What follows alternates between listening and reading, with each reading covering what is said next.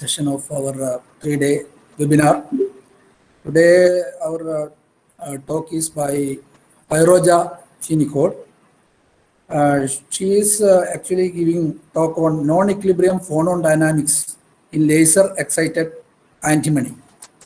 So I am again very happy here and very proud because today again this the our alumni is presenting her research work here, and Fairoja Chinikot is done her MSc Physics from our campus in the year 2009, Master of Science in 2009.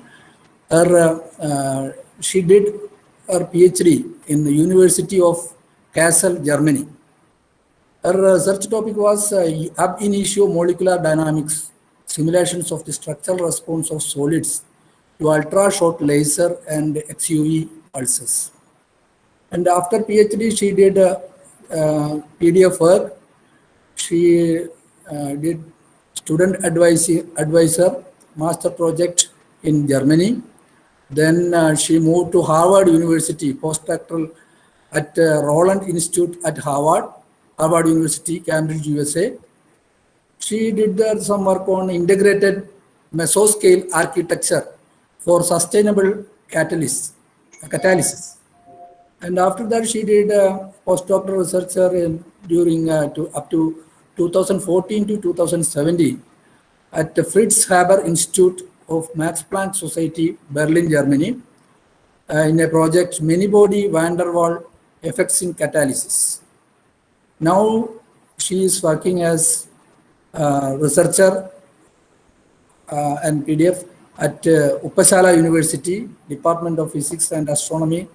And now she is mainly focused on ultra-fast coherent phonon dynamics and phonon-mediated superconductivity in materials. Now she is mainly concentrating on condensed matter physics, optics, etc. Here now she is going to present on non-equilibrium phonon dynamics in laser-excited antimony. Now we are on behalf of the Department of Physics, we welcome you, Dr. Fairoja. And before entering to your talk, you please share your experience from Calicut to these many places in Europe and as well as in US, please. Fairoja, Dr. Fairoja, please. Hi, everyone. Thank you very much for the detailed introduction, and I'm very happy to present and discuss my research work with you. And so currently I'm working as a researcher at Uppsala University. I have been here since last 3 years. So Uppsala, after my master's, I moved to, actually I got a initial training program in Romania, and that was integrated to PhD program, but it wasn't successful because there were many requirements to join for PhD. So from there, I was looking for some PhD positions outside, and I will show you the link where to find the PhD position and things like that later on. So it is, maybe I can show now. Yeah. So everyone will not be very lucky to find a position like a PhD position in India. In that case, you can look like Psyche.net jobs. Here, mainly if you are interested in electronic structure theory and all, you can find the position, lots of PhD and postdoc position, mainly in Europe. You can find here, and you can apply directly with a cover letter and CV to the professors. So it will be like direct. You will be invited for a Skype interview, and you will be selected like that. So I went through this way, and I did my PhD from Kassel University. Then I moved to Max Planck Institute for my first postdoc. And that project was a collaboration with Harvard University. So I went to Harvard also, as a part of that project. I was there in Max Planck for 3 years. Then I moved to Uppsala University. And the first 2 years I was a postdoc. Now I'm a researcher here. So that's what my journey is. And so Uppsala University, it's like this whole city is the university is spread over whole city, and there are 11 campuses, and around 40,000 students are there, and 3,000 employers and researchers were there. And this picture is our campus. It is called Department of Physics and Astronomy. It's called the Angstrom Laboratory, and we have physics, chemistry, and maths department here. So this is about Uppsala University. And so today I want to talk about the non-equilibrium phonon dynamics in laser-excited antimoney. So this is my research interest is mainly on the structural response of solids in very extreme cases, like laser pulse or high pressure, or what happens, and how and what are the phenomena leads to these extreme conditions in solids. It can create there are many applications also for this, like squeezed state, which is used for the many gravitational wave kind of detection, very low level detections, and superconductivity magnetism and these such applications. So when solid interacts with a material, when femtosecond laser pulse interacts with a material, there are many interesting phenomena can occur in the material. This can depend on the energy of the laser pulse. We say laser fluence. That means this depends on the laser pulse energy, duration, frequency, etc. So there are many structural phenomena can happen which can be reversible. Some of them can be reversible process. Some of them irreversible. So in my studies, I have divided these properties or phenomena into three classes. High fluence, intermediate fluence, and low fluor laser pulses. So this at high fluor means when intensity or fluence of laser pulse is very high, there are many like a transient extreme state can happen, such as structural phase transition, solid to solid phase changes, non-thermal melting, warm dense matter, ablation, etc. These are like most of them are irreversible process, and it happens like in few femtoseconds after laser pulse. And in between, like in intermediate laser fluence, some phenomena can occur, but this depends upon the phonon characteristics and electron phonon coupling, how these for energy from electrons to phonons move. Depending upon these properties, some phenomena like vacuum phonon squeezing, thermal squeezing, pressure waves, etc. can be happening. And at very low fluence, that depends upon the structure and symmetry of the material, and how is there any Raman active modes, etc. Coherent phonons can be generated. So today we are going to talk about these coherent phonons. So what are coherent phonons? So if you like a basic knowledge, we know that every atom in a solid at room temperature, it will be like a equilibrium state, and there will be a potential around this atom, and atom will be situated at the equilibrium of this potential. So let's say that this is the potential of a system, and atom is at Z0. This is the equilibrium position. When laser interacts with such a system, the potential energy surface will change. So I will explain later how this potential energy surface change. So if you look at the atom, after laser excitation, it is no more at the equilibrium of the new potential, that is Z0 prime. So the atom starts to oscillate around this Z0. These oscillations are called coherent oscillations. So here is the representation of the oscillation. It starts from Z0 prime. It starts from Z0 and start to oscillate around Z0 prime. And these oscillations are very steady here, but in reality, they will decay after some time. That depends upon the unharmonicities and other couplings in the system. So this is the coherent phonons, the basic idea.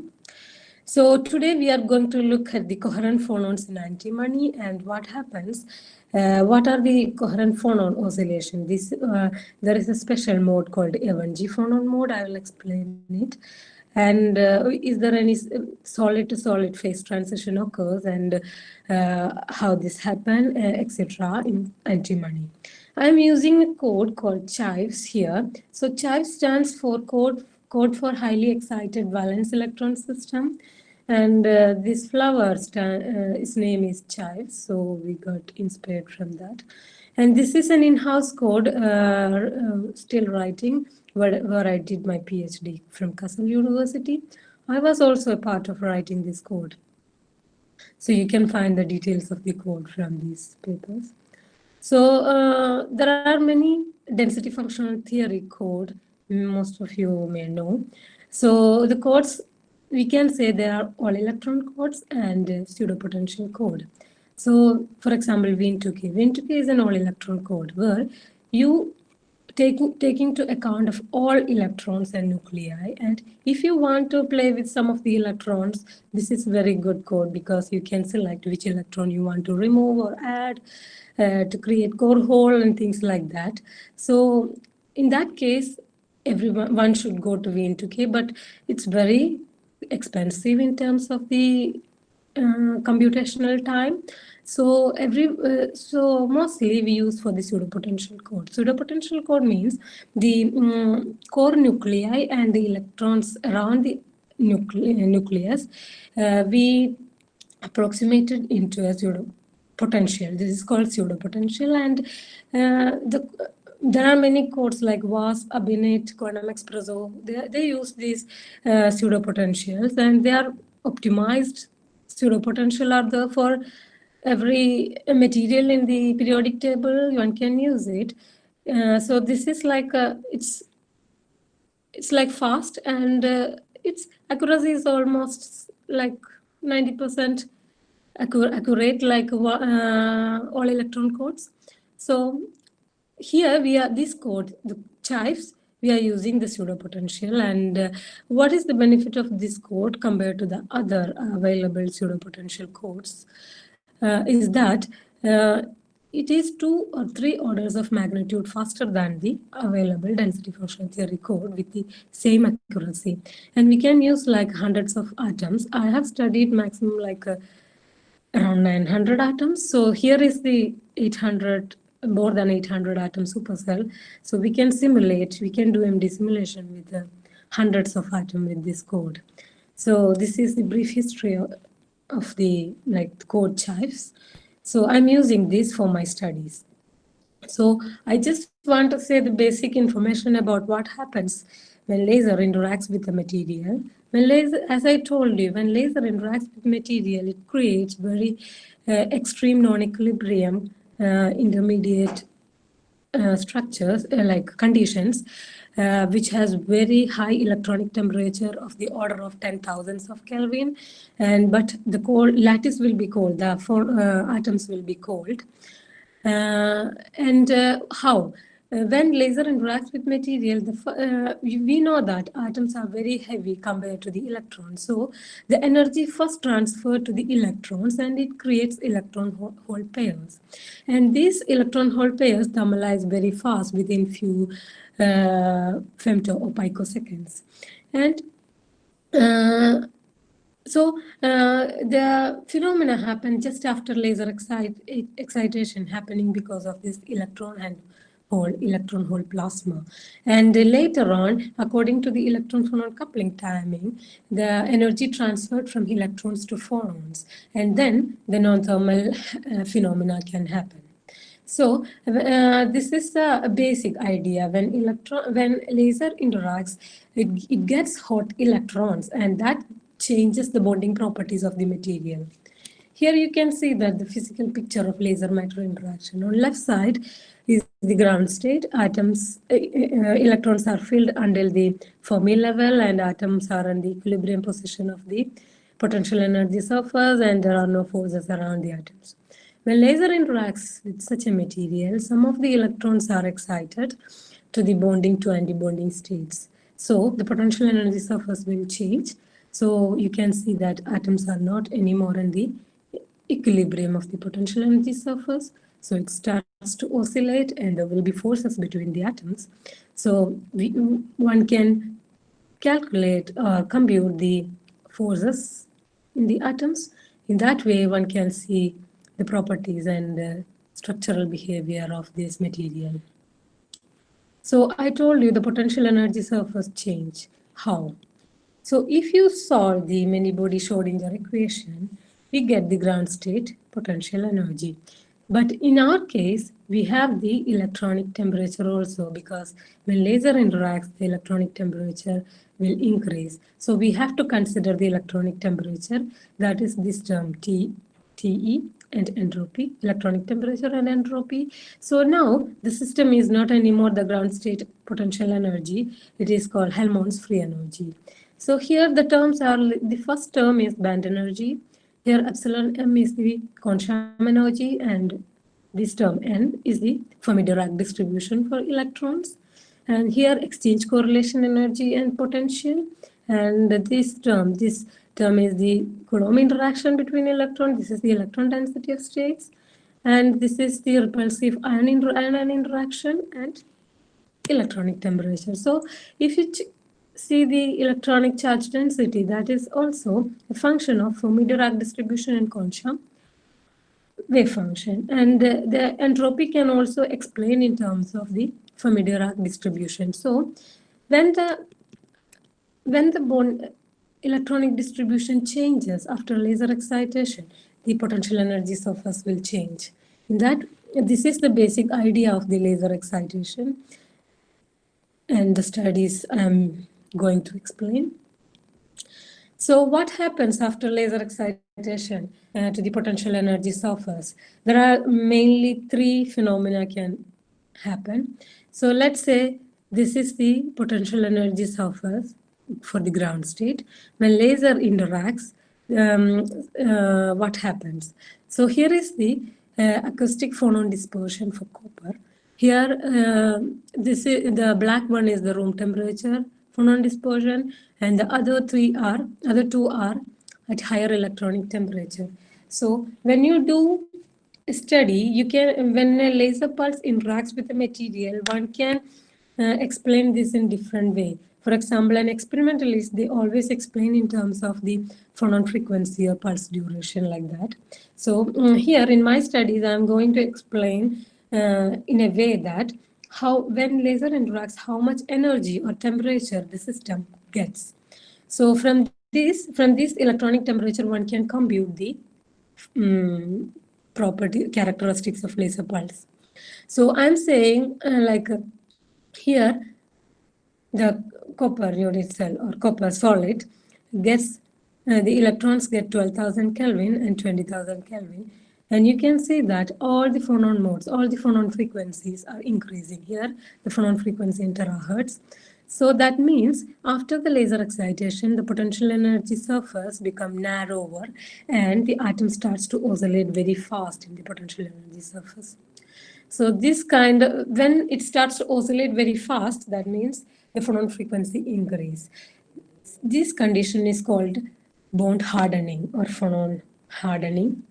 And the other case is antimony, our case. You can see that here, room temperature and higher electronic temperature, if you see the optical modes, their phonon modes are decreasing. That means here is the ground state and the excited potential energy surface became more widened and atom starts to oscillate very slowly. That means phonon frequency decreases. This case is called phonon softening. And the other case is, for example, aluminum. In aluminum, here is the room temperature, and even I have tried many high, like 30,000 Kelvin, there is no change except here. But if you go for 3,500 Kelvin, there is no change at all in the phonon dispersion. In these cases, the potential energy surface will not change in the material. So these are inert materials. So these are three kind of materials. So these are hardening and softening. And now I am moving to the topic So here is the basic lattice structure of antimony. Antimony has a special crystal structure. It is called rhombohedral A7 crystal structure. It is like called Pierce distorted structures. It is a simple cubic and it is distorted along the body diagonal. So it has two atoms per unit cell. The blue is the first atom and the green atom is the second atom, and the distance between the blue and this green atom is called Pierce distorted parameter, and its value for the A7 crystal structure is 0.2336. And it has like two Raman active modes, optical modes. They are called A1G mode and EG mode. A1G mode is atoms starts to oscillate. These two atoms starts to oscillate towards each other and away. And this is the special mode, and one can see if you check this set parameter, the value of set parameter, one can see how this A1G mode changes. And the other doubly degenerate mode is EG mode, that is in plane mode. Is atom oscillate like this.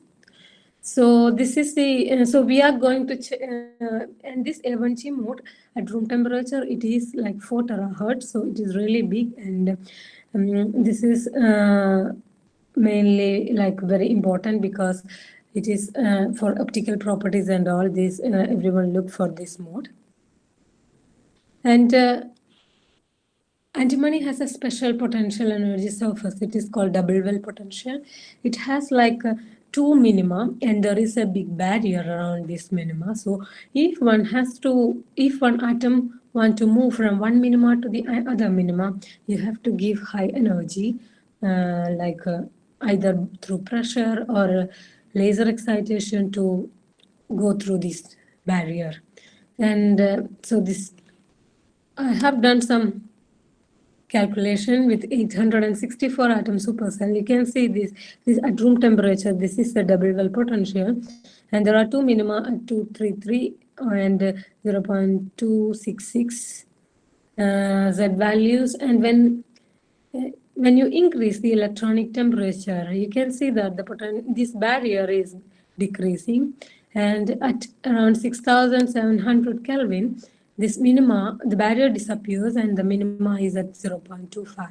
And this temperature is the temperature for the solid to solid phase transition. And when the minima became 0.25, the lattice structure changes from A7 crystal structure to simple cubic. And so this is about the phase transition. Now, what happened to the phonons, these A1G phonons? Because that is what this 0.25, this value, this is the set parameters which gives.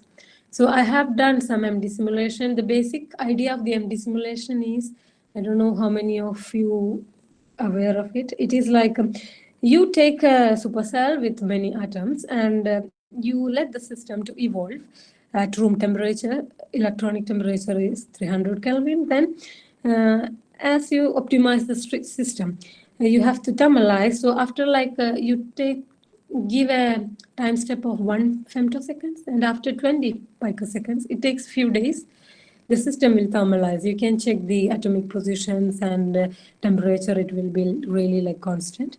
Then after 20 picoseconds, you have to take atomic position and velocities of each atom at every 2 picoseconds. These are your samples.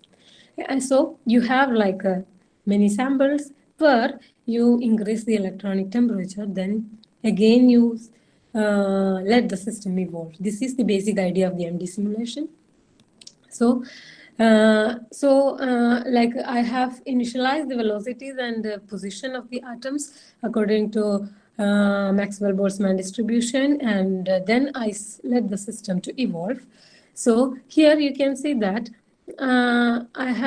here is the coherent phonon oscillation. So it starts from this at 1500 Kelvin of the electronic temperature. It starts from this value and it starts to oscillate around the new minima. So here is the potential energy surface, ground state, and when laser excites for the 1500 Kelvin, this is the new potential and it starts to oscillate here.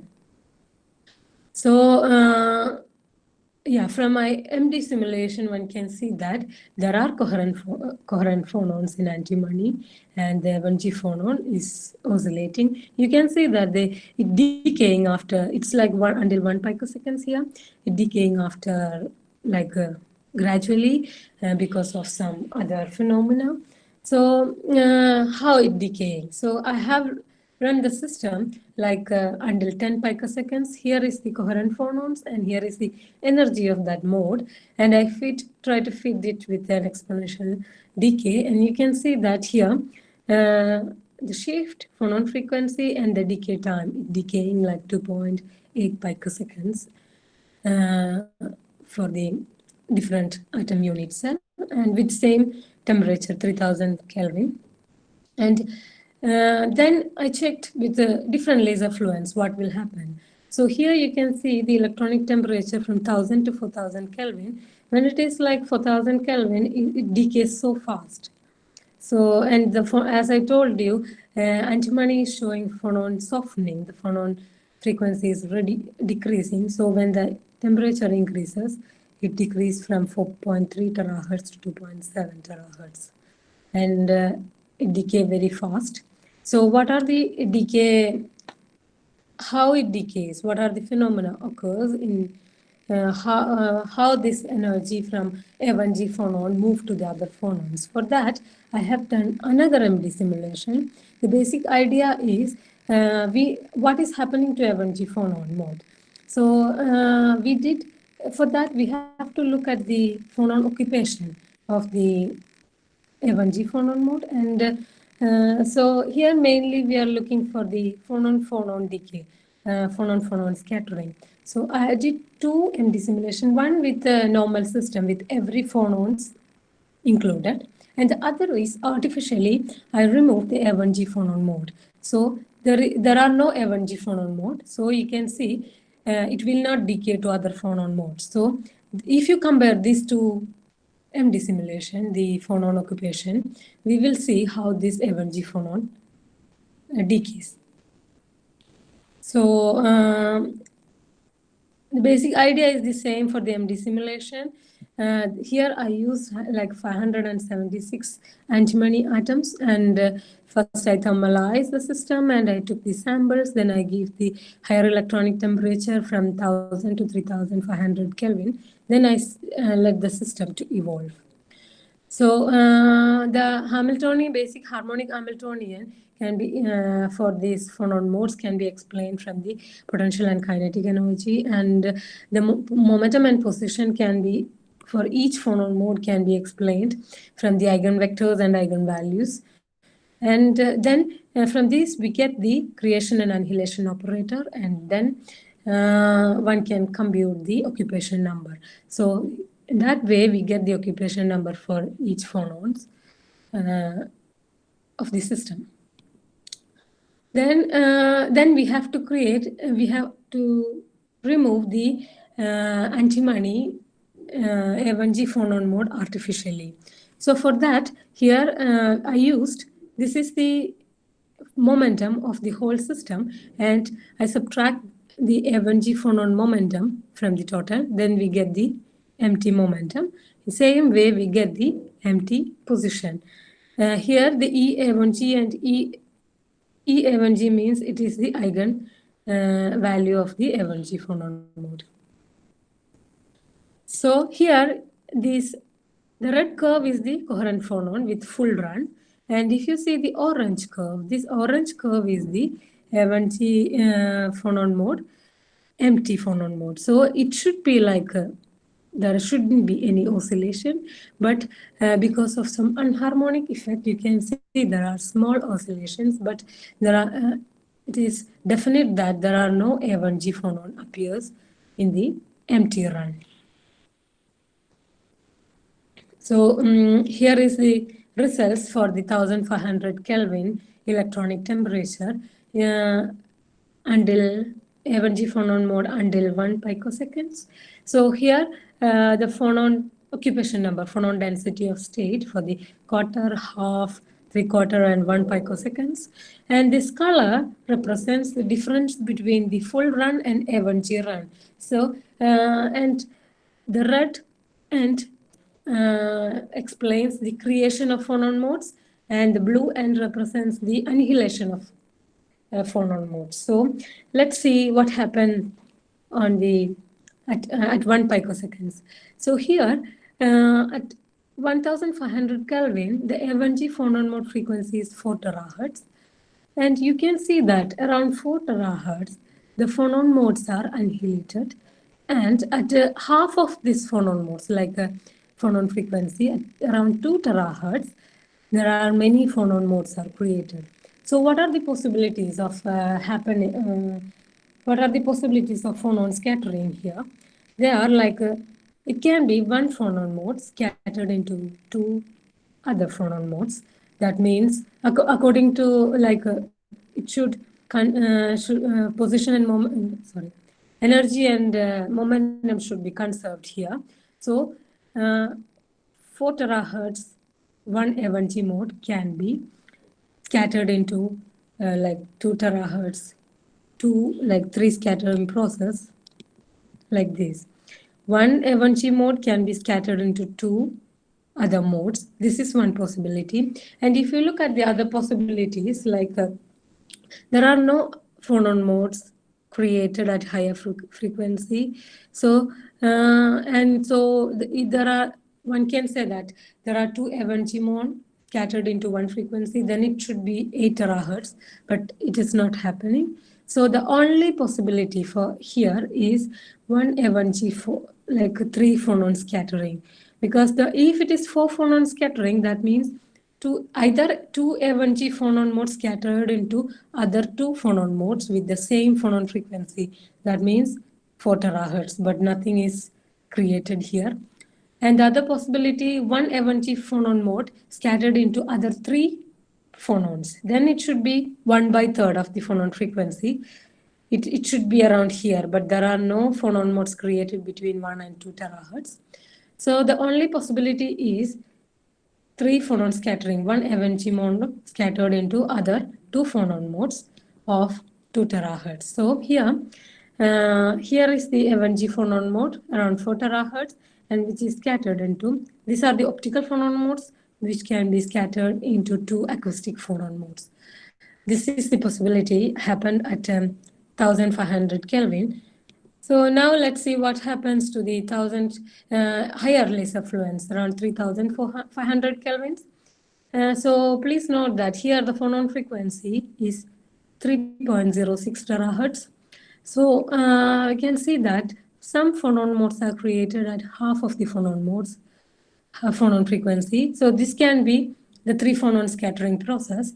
And there are some other phonon modes are created at exactly at F1G phonon mode frequency. So this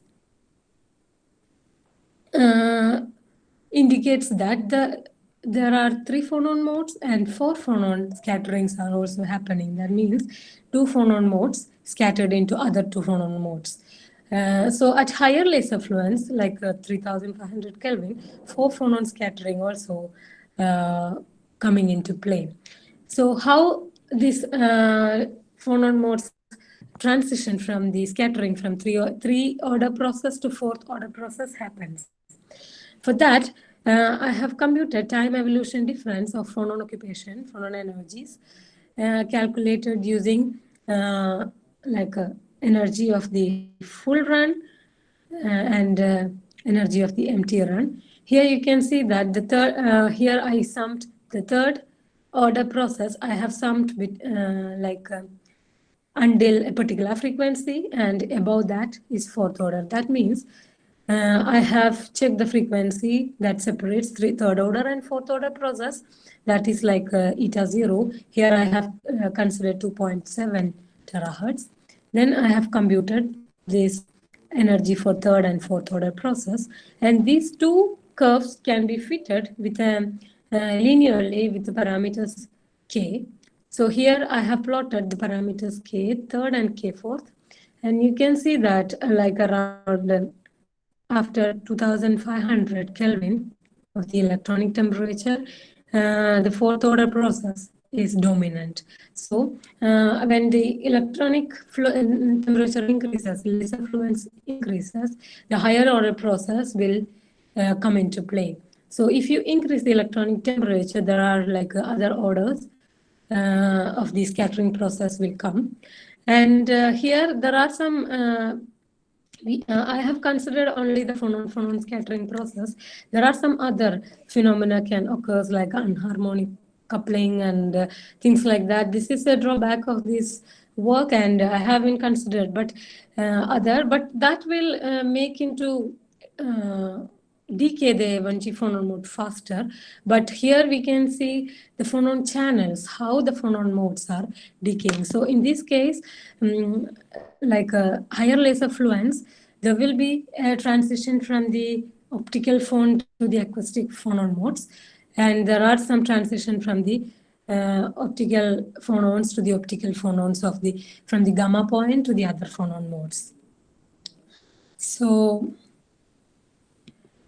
that's it. And so I have explained or convinced you about the laser excited solid to solid phase transition occurs in antimony at electronic temperature of 6700 Kelvin, and the phonon-phonon third order scattering happens at low fluence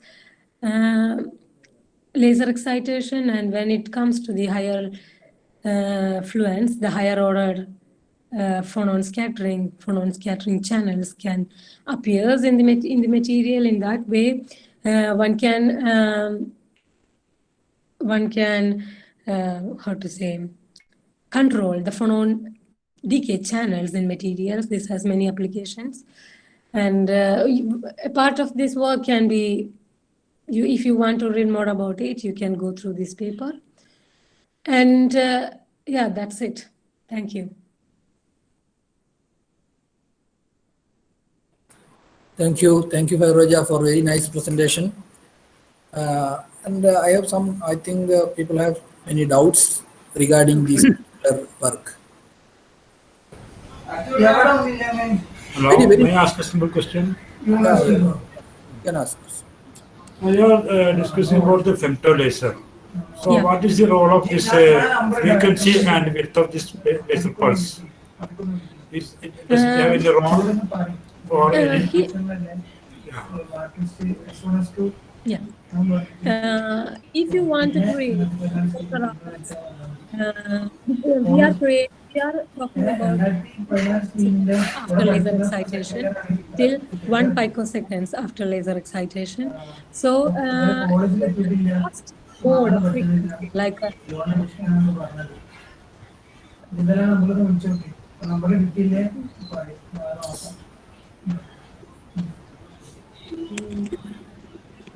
here. Yeah. For example, we are looking for the coherent phonon. So if you look at this phonon mode, for one, one period of the phonon mode is 0.25 microseconds. So that should be the phonon pulse width. Otherwise, this coherent phonon cannot be generated. So here you can go for very high pulse width because it is low energy. It comes in the low fluence laser regime. But there are, I have some other studies which happens in like 20 femtoseconds, 30 femtosecond scale. Some coherent phonon modes can happen. In that case, you have to use a laser pulse with that much pulse width, pulse duration. So it depends on which property you are looking for. So in this particular case, one can go for one quarter, like 0.25 picoseconds. Okay. So what do you mean by electronic temperature 6000? What is actually happening at that particular temperature? If there are any soft modes or anything will be happen? You mean Because in a crystal, these things are actually bismuth is your case is antimony. yes. In the case of antimony, it's a crystal having rhombohedral structure, I think. Yeah. Rhombohedral structure. So what actually happened? This much electronic temperature will come. Is there any crystal softening or anything will be happen about 6000 degree, etc.? Not exact. act- Yeah. Actually, when in this particular case, when antimony excited with the 6000 Kelvin, this coherent oscillation, the amplitude will change. Antimony has a so every molecule with every crystals with different crystal structure has different kind of coherent oscillations. So at room temperature, antimony has a rhombohedral A7 crystal structure, which has a particular A1G mode and this oscillation I talked about. But at 6,700, around 7,000 Kelvin, so there is another characteristics. If a system is simple cubic structure, the phonon modes are different. So these phonon modes suddenly change into the phonon modes of the simple cubic crystal structure. That means when it excites, the crystal structure changes. The atom at the second atom move further from the first atom, and it starts to oscillate like so big, and it should be the single cubic structure. That is the phase, solid to solid phase transition of fluid. So it is mainly about how the atomic position changes after the laser excitation.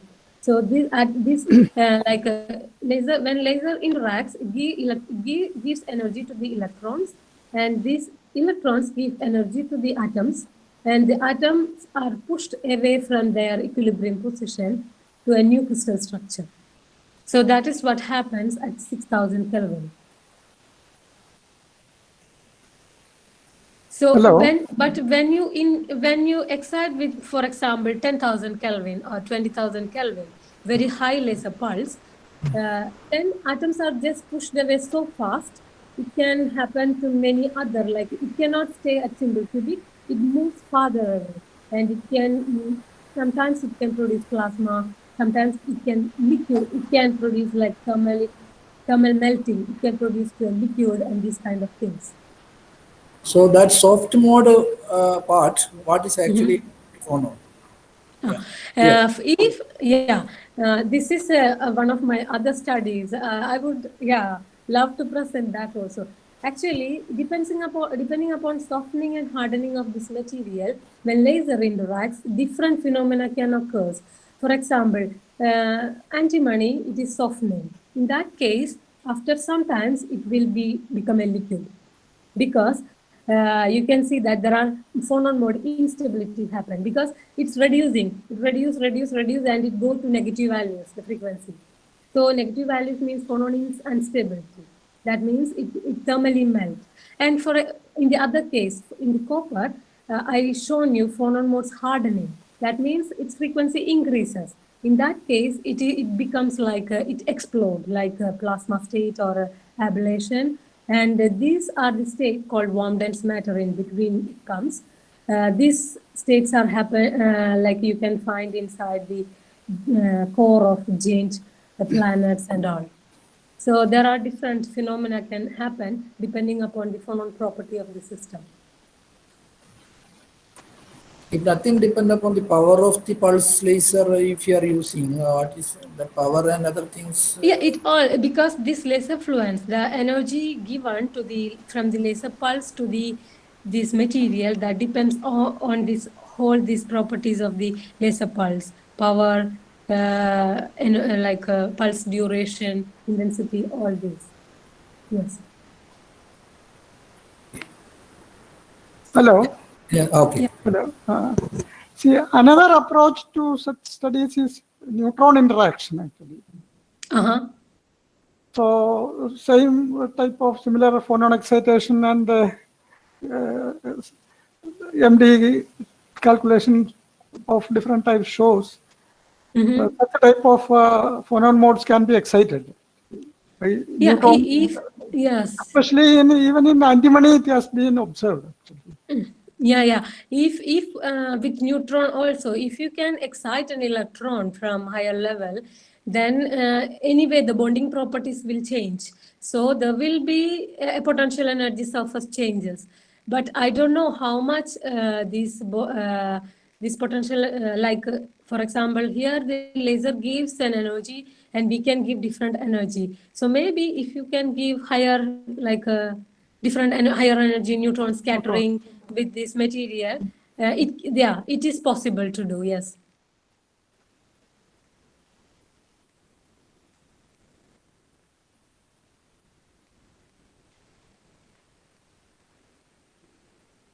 Other questions, Shahin? Yeah. Shahin have any question? I think you can ask.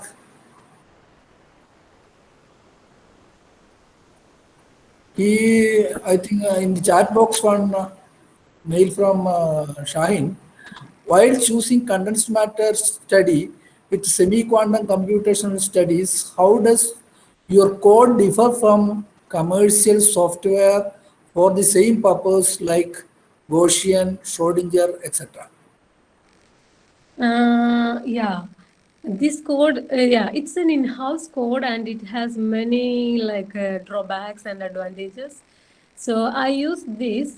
I'm using every code like with the same studies, and I'm using Win2K like all electron code for some of my studies. For example, if I want to make a core hole, I need to use the all electron code.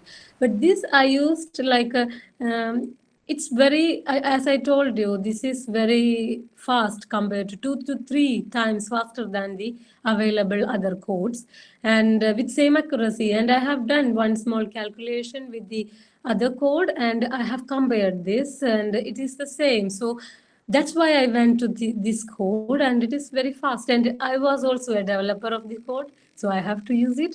And it is also using Gaussian basis set and pseudo potential also. And it's not commercial right now, but soon, maybe in near future, it will be. And the only reason I use this, it is very fast.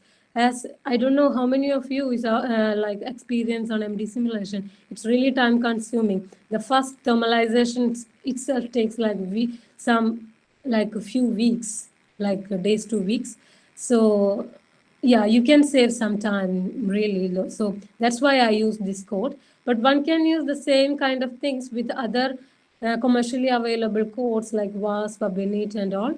And the one other drawback of this code is it is written only for the local density approximation. So if you want to do GGA calculation, one cannot do this. So then you have to go to the other code, or maybe this code will upgrade soon. But this is only LDA calculation you can do with this code. And yeah, I hope I answer his question. Okay, thank you. Any more questions from students? Any doubt regarding PhD outside India? Anything?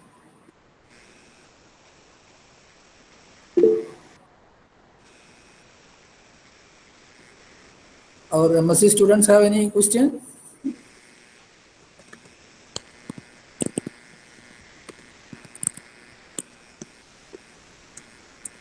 Okay. From research scholar side, any questions?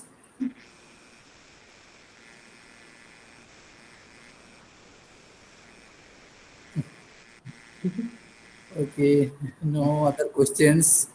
No, So, Faizan. Can I ask a general question? okay. Yeah. Okay. Yeah, just how is the PhD program there? Right? How somebody can join? I mean, do they need to know German, or is there an option to? That's it. Yeah. Can you see my presentation? Yeah. Yeah. Okay. Yeah, we can. Yeah. So here, this link is Uppsala University available position. One can go through this, and here it is like university. You can see the link how to apply. So here in the university, it is not like the way I told before, like in the psyche.net.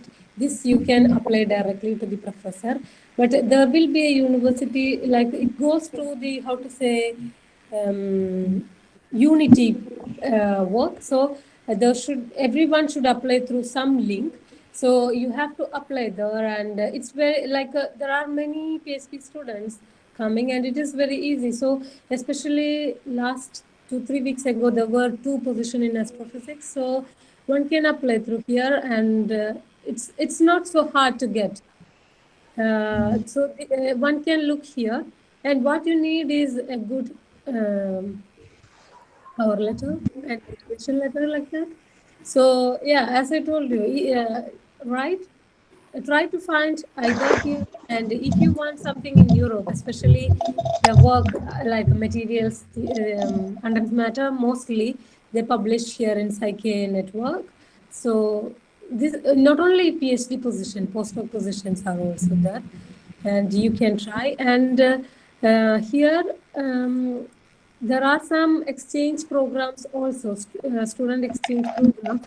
For that, the students have to, you can check the website. So in physics and astronomy department itself, there are many subgroups. So I'm working on materials theory division and with the professor Peter Opanir. And there are many professors, and my professor is a kind of like winding up his group. But many professors, they have funding, and they are inviting people from like exchange program and PhD position. There is in my division, there is a professor from India, maybe you know, his name is Rajiv Ahuja. He is from West Bengal. And he always have 2-3 students, like exchange students from India. So one can apply like that. Otherwise, direct apply through go through this web page and just apply. And there are many astrophysics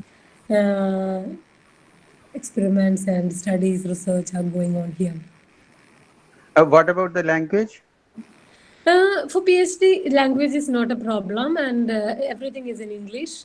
Okay. So, but once you are here for social life and for your own interest, you can go to university itself providing the language course. But this is like very hard to get because the whole university students will apply. But you can go outside for the Swedish for foreigners course. And the one good, because I was in Germany also, so one good thing is here the language course, all the studies are completely free.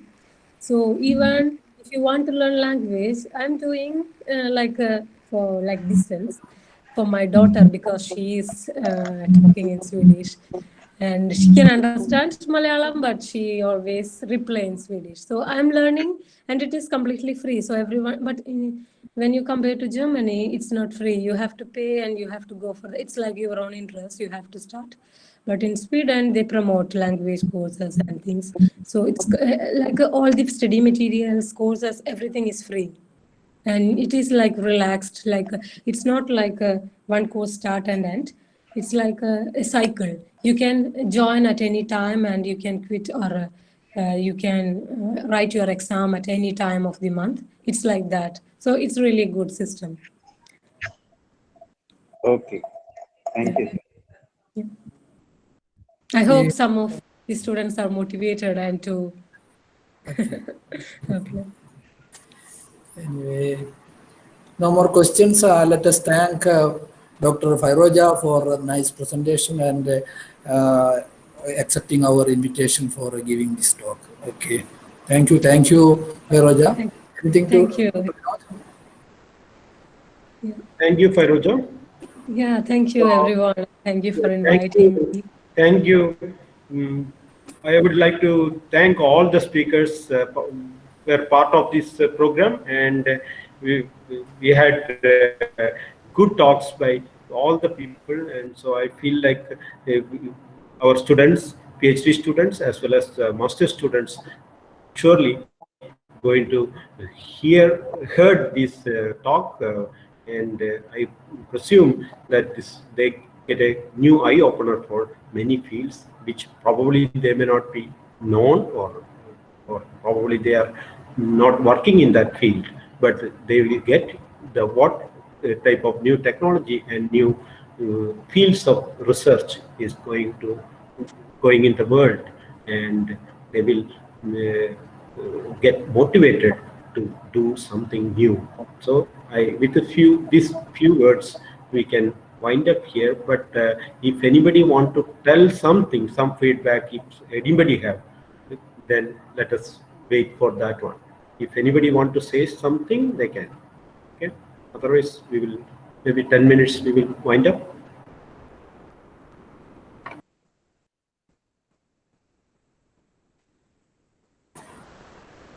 Is the students from outside our department in this as participants?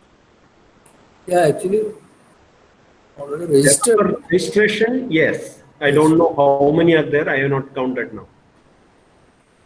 Deepak is there from Kannur University. Kannur University, some people are there. And there's some colleges also, I think.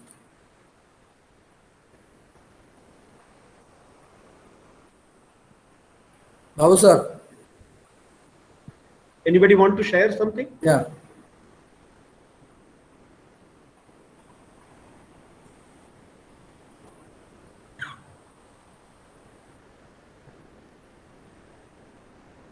Babu sir, you are telling something? You can correct us if you need to. You think what we have to do better.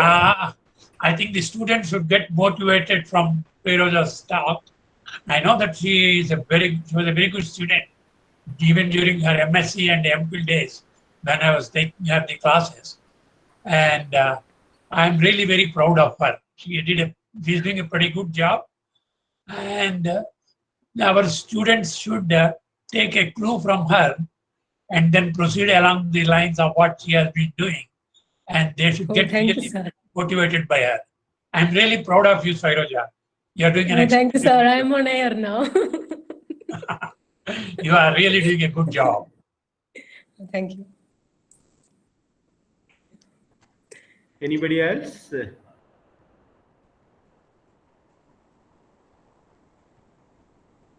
Yeah, feedback is very limited. So anyway, if And that is always the case. Students take some time to equilibrate.